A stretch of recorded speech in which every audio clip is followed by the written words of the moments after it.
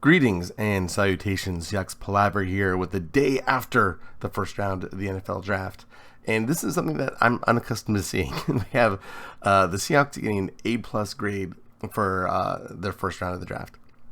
Now, usually we're picking later in the draft, and usually we're either trading down or we're reaching for someone that a prospect that perhaps isn't as well regarded as some other prospects. But this is a completely different case this time with our number 5 overall and our number 20 overalls. We get the number 1 cornerback prospect and the number 1 wide receiving prospect. I did not expect that. I'm kind of surprised. I did think that we were going to go Jalen Carter at 5. I really did, because that was just our number 1 need. But Devin Witherspoon was projected to go number 6 to the Lions, so this wasn't a reach at all, just one spot sooner. And he's a fantastic player. He isn't necessarily the size that we're used to seeing at cornerback, but he has the play style for sure. We saw Pete Carroll comparing him to Troy Polamalu with his style of play, just the relentless motor and the instincts and the talent is just amazing. So I'm super stoked that we got Devin Witherspoon. I didn't anticipate it happening. In fact, I was watching some draft coverage. I don't remember what channel it was, but it says their projection for the Seahawks number 5 was Devin Witherspoon. I was like, who's projecting that? This is literally the first time I've ever seen it. And then it came to pass, and I was excited. And then when Detroit traded, and they ultimately didn't seem to want Jalen Carter either, the writing was on the wall that he was definitely going to slip. But him going to the Eagles, I think, is an ideal situation for him. Someone who is, with that many question marks, his commitment, his work ethic, his decision making, to have him on a team with so many other Georgia defenders, and then to also draft Nolan Smith at the end, which is actually what I did when I drafted in one of my mock drafts. So I drafted Jalen Carter. I intentionally drafted Nolan Smith later on, so we'd have someone to keep him accountable, right? A friend, and that's what he needs. So I don't want to wax lyrical about Jalen Smith, but I think that he is in a good situation there in Philadelphia. But I also think he could have been successful here. I think we had the kind of culture that would have helped shape him into a good player as well. But it is what it is. I'm actually happy with Devin Witherspoon. He was my favorite corner in the draft. I just never occurred to me that he'd ever be on our team. I thought we were going to go developmental quarterback. And it's still, if Anthony Richardson was not picked by the Colts, Seattle might have got him instead. But I'm happy with Devin Witherspoon, and I'm happy with Jackson Smith and Jigba at 22. I didn't expect that. I think he's definitely an Adam Thielen, Cooper Kupp type player. Definitely a game changer in the middle of the field. Someone we can definitely just slide right into the slot and make up for, D. Eskridge's lack of development in production. Sure, maybe it's because he's injured a lot, but regardless, I'm super stoked to have, Tyler Lockett and DK Metcalf with JSN right in the middle. That's a great combination of wide receivers right there, and I'm super stoked. The question now is what's going to happen? And I had started making this chart of where I think the Seahawks would go, but why do I need to do that when there's a really good one on ESPN right here? So, of course, they have overall rankings, and then they have it broken down by position, and they have Will Levis at number 1. I think that if we wanted Will Levis, we probably would have traded into at the end of the first round to try to get him, to get the the fifth year option, which is really valuable for quarterbacks especially, but we didn't, so I don't think that we have any interest. I think that's not really fair to Will Levis. I think he's a much better player than what he's being portrayed, but the general managers have spoken, so I guess maybe I don't know what I'm talking about. Who would have thunk that some random guy on the internet wouldn't know what he's talking about when it comes to quarterbacks? Go figure, right? I'm as surprised as you are. But maybe if he's there at 37, there'll be some tense moments where we're waiting to see what happens. Who knows? I really do hope that we do tap into this tight end class, though. I'm well aware that we really should focus on the defense at some point, but this class is 10 deep, so I can definitely see us tapping into it at some point. And the only reason I really bring it up, and Dalton Kincaid was the guy that I really liked, but I think they'll be super interested in Darnell Washington. The guy is just a beast. At 6'7", 264, and he can block like an offensive lineman. With our proclivity for prioritizing the run game, I could definitely see how Darnell Washington would be someone that's definitely on our radar. And I don't think he's going to last at 52. So another one to look out at 37. The person I think we should get is, you know what? It's a toss-up between Keon White, who at 6'5", 285 can be inside out. He can be our new Michael Bennett. Our defensive line has really missed Michael Bennett, the way he was able to just terrorize the opposition game plan is something that we've missed. I think Keon White can really be that guy. I think he's that versatile to attack from inside out. So I think Keon White would definitely be on our radar. I don't know that he's going to last at 37. That's a big reach, I think. Even though they're saying their over rank is 45, I think teams are going to really identify the same thing that I'm talking about. Like, this guy's just a disruptive force inside and out. And that versatility really opens up your game plan on defense. So I think he's going to be a target early for a lot of teams. Hopefully the Seahawks, but we'll see. Or Keanu Benton. Our number one need is nose tackle. Mozzie Smith was gone, right? If the Seahawks did not draft JSN, and they even couldn't trade out of 20, I would have been happy if they took Mozzie Smith at that point. I know Dallas took him a few picks later, and everyone's saying it was a reach even then later on, but that was our number one. That was our number one need, I think. Defensive tackle, nose tackle especially, and Mozzie Smith was my favorite player at that position. So I'm kind of bummed that he did not fall to us, but at the same time, if we didn't take JSN and we took Mozzie Smith, I would have been okay with that, because look at wideout. Jonathan Mingo is sitting right there, and I would have been happy with a first round of Devin Witherspoon, Mozzie Smith, and then we take Jonathan Mingo in the second round. I would have been totally okay with that too. I'm all right with JSN, but I really would have done anything to get Mozzie Smith on the team. I think he's a game changer. I realize he doesn't really contribute in the passing game, but I think he would have been an immovable object against the run, and that's something that we really need because we were just so bad. But I think a consolation prize of Keanu Benton would be okay. Zach Pickens I like a lot too, but he's not very good against the run. He's something that he's going to have to learn. Moving down a bit more, Javon Dexter. Something was going on with the defensive players at Florida because he just did not put in 100% all the time, to my eyes.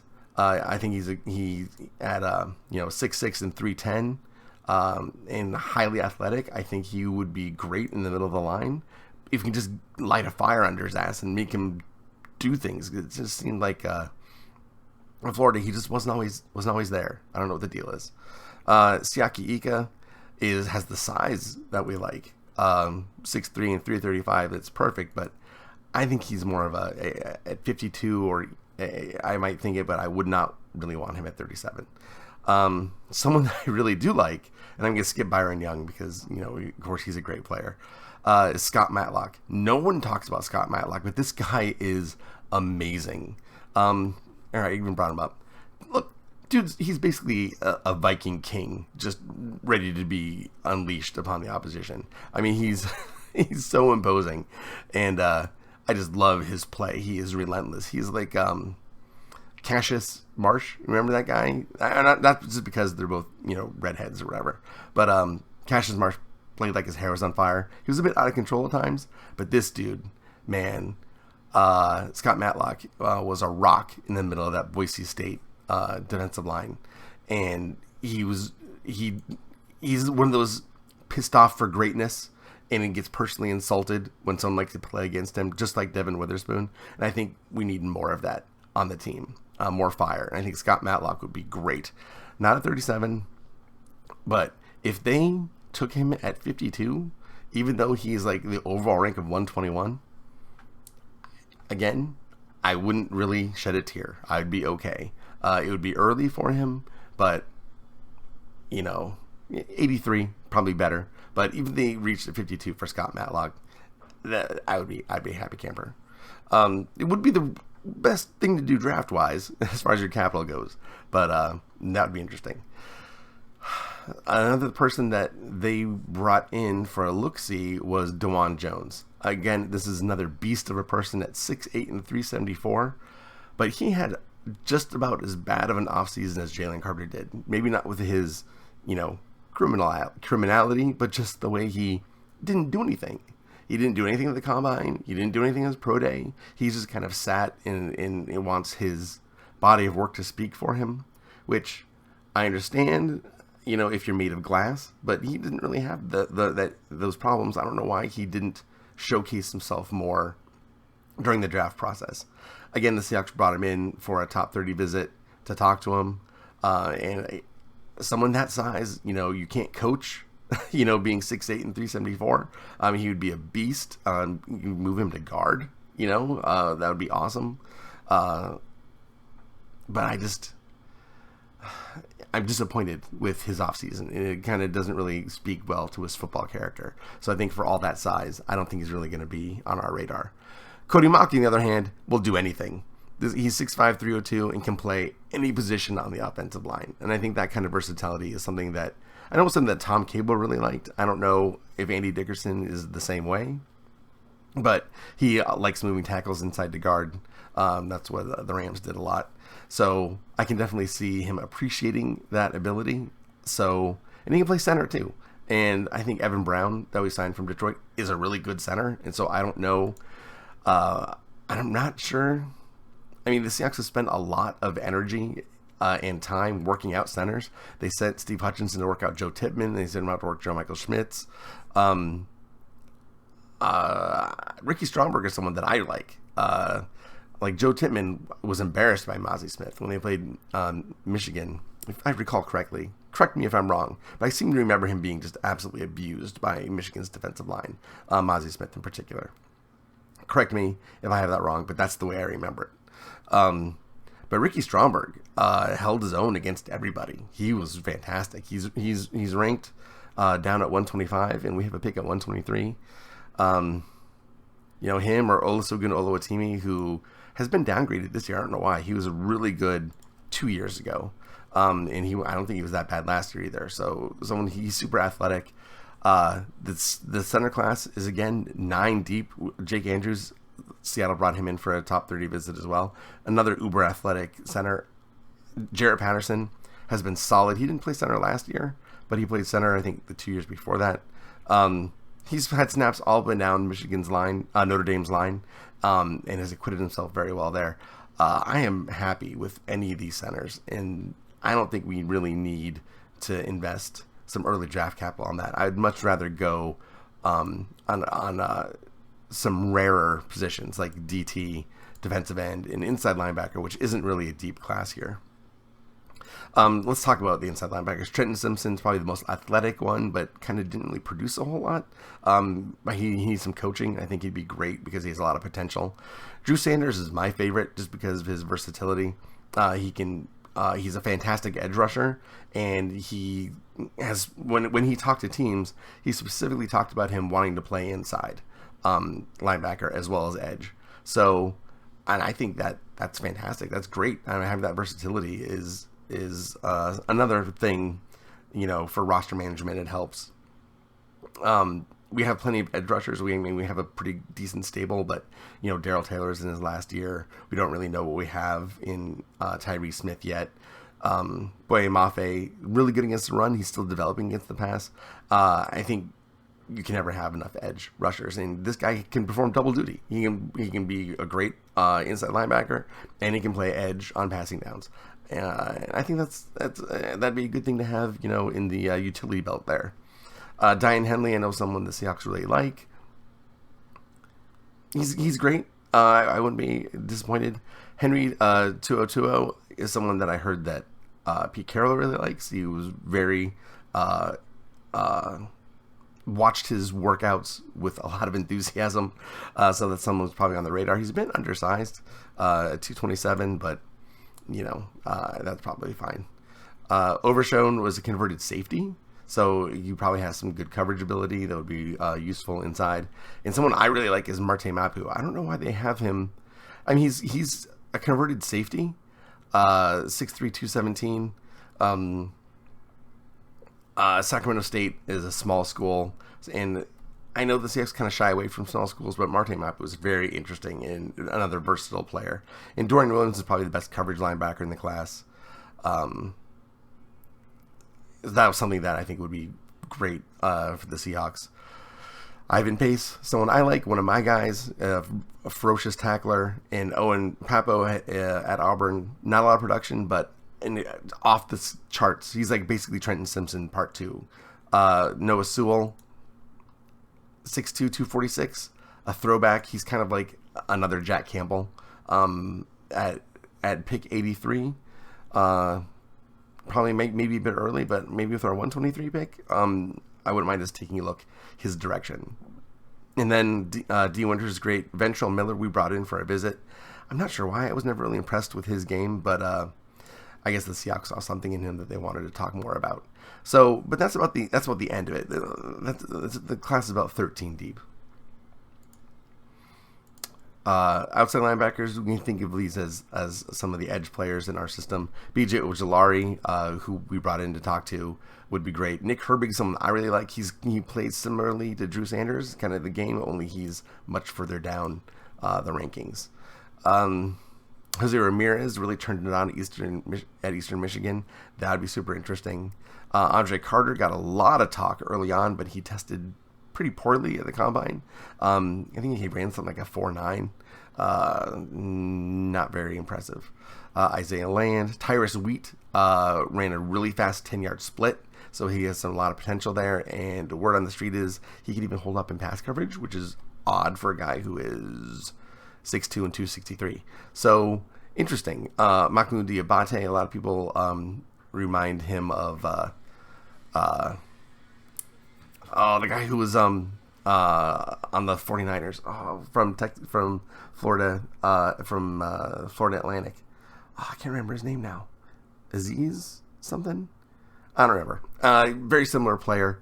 And we were super happy to have Mahmoud Diabate on the team. He's a really interesting player. Brenton Cox left Florida. He had a lot of potential, and then again, something just happened on the Florida D. I don't know what's going on, but they had some issues. I think we probably won't be addressing corner for a while, but Brian Branch at safety, a lot of people were thinking he was going to go in the first round, and sometimes it was projected early in the first round. Yet here he is in the second, still on the charts. Would he be interesting at 37? I think Pete Carroll would really appreciate his game. He's an Alabama guy, very versatile. I don't want to go into our defensive backfield again so soon, but it's a pretty shallow safety class. He's really good. I think Carroll would like him. He's probably going to be a consideration at 37 if he's still there. Wouldn't be my choice, but I wouldn't hate the pick because he's just such a good player. I would prefer they wait a little bit and go for Jartavius Martin. He's teammates at Illinois with Devin Witherspoon, and I just think he's like a Julian Love type player. Big hitter, also very versatile. But there's some good safeties all the way down. 9, Christopher Smith at Georgia was really good. Jamie Robinson is someone that they've brought in, but again, those I don't think that's going to be day 2. Those might be more day 3 guys. So then over at defensive end, I already talked about Keon White, but we know that Adetomo Adebawore is definitely going to be on their radar. I think if Keon White's gone, this is probably going to be our pick at 37 if he's still around. I definitely think that they'd have some interest there. Derek Hall is someone I like, but he's a bit smaller. He's 254, so he'd be more of an edge player in our system rather than an end. Byron Young, we brought him for a visit. Also, super interesting. He's a relentless pass rusher. He's old, but I think that's okay because he's going to be able to play like right away. Foskey, I like. Tua Paludu, I know Carroll likes. I think he talked to him at the combine, and they had a good conversation there. Zach Harrison, again, has the interesting size at 6'6", 274. Could probably play in our system in the 3-4 on the edge. Yaya Diaby, someone that I really like, but he's kind of a tweener at 263, but he has that amazing 10-yard split. Cliff Averill-esque almost. So I think he's definitely on the radar. We brought him in for a talk as well. He'd be interesting. Moro Jomo, one of the best run defenders at that position. So I can definitely see him, and as good as he is against the run, I think he has the athleticism to create against the pass as well, just with some coaching. So good, all the way up down to Carl Brooks and Mike Morris. They brought in as well. I'm not as huge a fan. I think he's a kind of just a guy, Mike Morris, but I have a feeling the Seahawks are going to like his game as well. He's just a lunch pail, put on the hard hat and get to work kind of guy, and he doesn't take any plays off, which is something that they probably appreciate. I already talked about all the defensive tackles. I talked about centers, guards, Osiris Torrance. I can see that at 37. Chandler Zavala is really good. I don't know if 37 is a little early for him, but he's a fantastic player. Braden Daniels, versatile. He can play tackle and guard. He's probably on the radar, but a little bit later, I think, in the draft. Pretty shallow here. I'm not a huge fan of this class. But it is about 15 deep. John Gaines, too. I could see him going later on. McClendon Curtis, I've talked about on this channel before. I like him a lot. Just a beast of a guy at 6'6", 324. And just can move people. He's awesome. So, what do you guys think? We have a lot of options. I'm super excited to see what the Seahawks are going to do. I think it's Keon White, Adebayor, and at tight end, I think it's Darnell Washington. I love all these dudes, but I think that they'll be just intrigued by his size. You can't grow 6'7", 264, right? He can't really catch. I wish he was a better catcher. He's got some stone hands, but you can work on it. And he's just an amazing run blocker, though, which I think is going to be really appealing. Actually, I wouldn't be mad if they took two tight ends. If they dipped twice into this class, one of them being Darnell Washington. If they got Darnell Washington, I'd be super happy with them. Taking Brenton Strange later, Will Mallory, Zach Kuntz, who was a 5-star recruit at Penn, I think it was. Kyle Pitts and him were part of the same class, I think. I think how they wanted to ask Kyle Pitts to move to defensive end. Right, and that's I don't remember the story, but they were part of the same class, and they chose Zach Kuntz over Kyle Pitts, and that's a big deal. Zach Kuntz, of course, hasn't developed as much. Went to Old Dominion, but he still has all those physical traits, just ready to be tapped into. Super excited for this class. I'm excited for day 2. I can't wait. We have another 3 picks coming in. 37, 52, 83. Hope maybe there's some trading down. I would love to get more picks. We don't really have a whole lot of picks on day 3 of the draft. And I think there's some, like I said, this is a deep class. It's not necessarily a top-heavy good class. Probably not a lot of legitimate first rounders in the first round, but I think it goes really deep. I think there's at least 250 legitimate NFL players in this class. Not everyone's going to make it, of course, but I think the talent is there. Just got to find the right fit in scheme fit, team fit, culture fit. And the Seahawks have shown that they can do that. So I'm super excited, and I would like them to get a couple more picks later on in the draft and fill out that depth, because we need like 3 defensive linemen at least, I think, out of this draft. Let me know what you think. I appreciate it. Give me those comments, and subscribes, because the algorithm likes it, and I'd like to interact with you down in the comments and see what you have to say. All right. Man, I can really ramble when I want to. All right, guys, take care, and I'll see you next time.